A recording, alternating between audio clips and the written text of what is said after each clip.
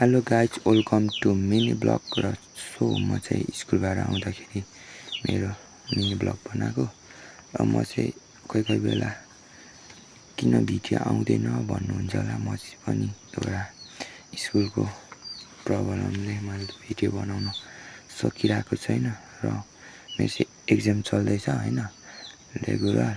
अब म फेरि यस्तै भिडियो लिएर तपाईँहरूलाई देखाउनेछु। सो सबैले हेरिदिनु होला। र म चाहिँ बुनहरूसँग जहिले पनि आउँछु र बुनहरूसँग हिँड्ने मेरो चाहिँ एकदम खतरा मजा हुन्छ, अर्कै फिलिङ्स होइन। अब सो म चाहिँ घरतर्फ लागेँ होइन।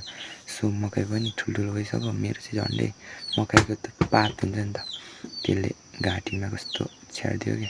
सो म चाहिँ अब तपाईँहरूलाई मेरो घरमा गएर एउटा चट्ट लगाएर फुल देखाउने छु है। तर त्यो फुल चाहिँ एकदम राम्रो छ कि छैन तपाईँहरूले भनिदिनु होला। सो मलाई चाहिँ जहिले पनि राति कुकुरले यहीँ पर्खिरहेको हुन्छ क्या।